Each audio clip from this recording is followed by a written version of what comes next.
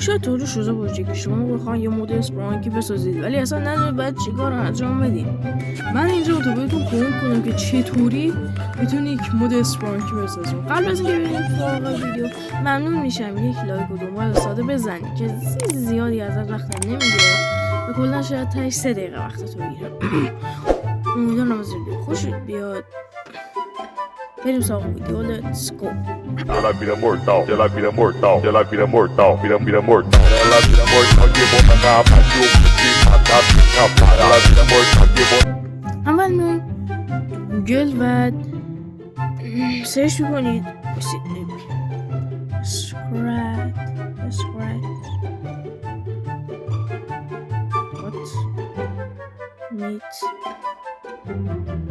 ادیو بعد پروژکت ادیتور هم که خودش میاره میزنید بعد وارد اولین سایت که نوشته پروژکت ادیتور میشه.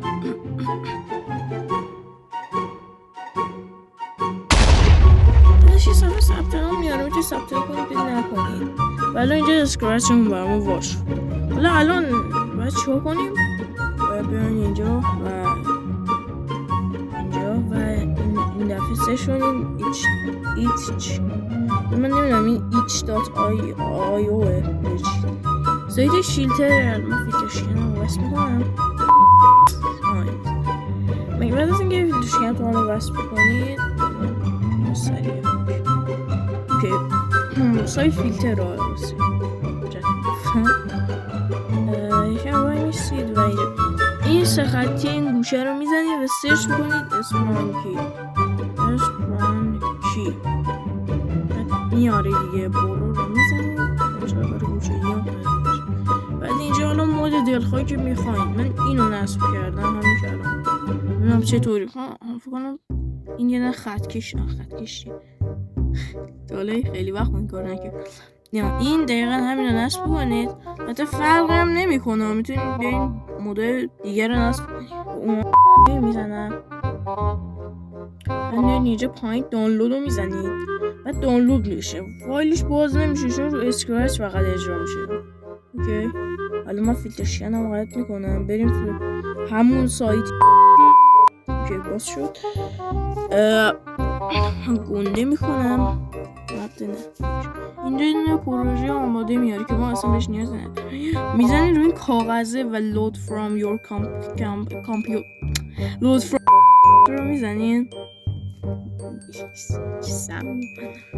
فایل شخصی دانلود فایلی که دانلود کردید رو پیدا کنم. من دانلودش نکردم قبلیو چون قبلا داشتمش الان بذار پیدا کنم. اسم فایلش هم این بابا لینک ریدی باکس اسپرانکی 1 آره انجام شده بزنید بعد تایید رو بهش بدین. بعد کم صبر بکنید. حالا فیلتر بعد دست آوردن حالا یه مود اسپرانکی.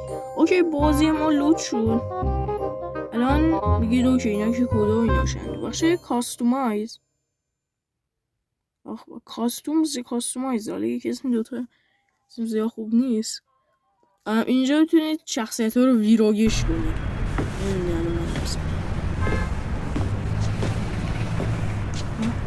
نمیتونم حرفی زیاد بر تو چیز خواست.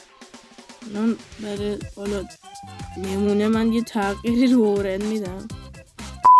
راستی برای که چی کنید اینو کپی میکنید و اینجا پیستش بکنید.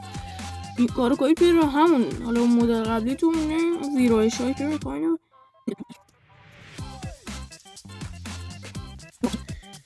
برای پرچم سبز میزنید تا مثلا تست کنید چیه اینجا باتون میاره. الان اینو بزنید ببینید جوین زده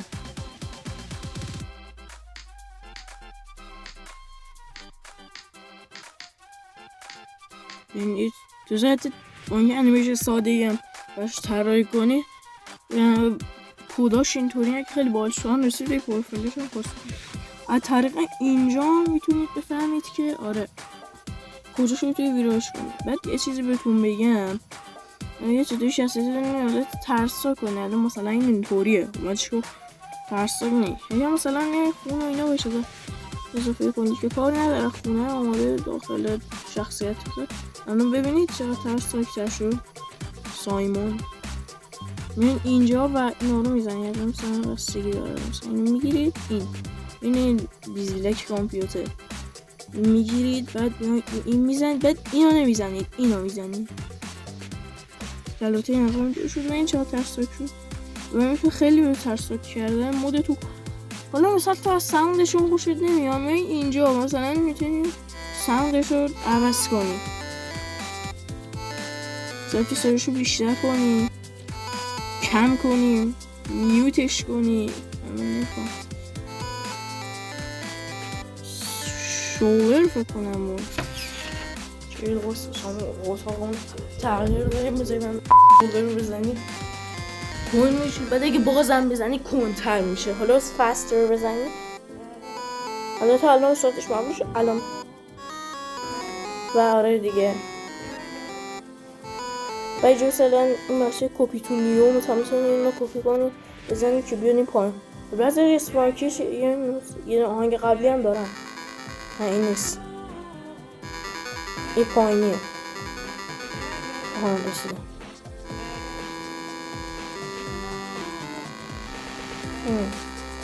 میام جایده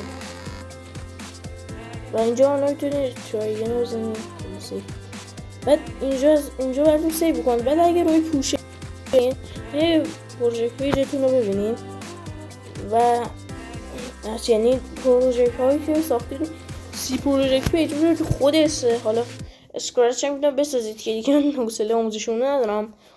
و آره دیگه میتونید یه مود اسپرام که برای خودتون درست کنیدش کنید. امیدوارم از این ویدیو خوشتون اومده باشه.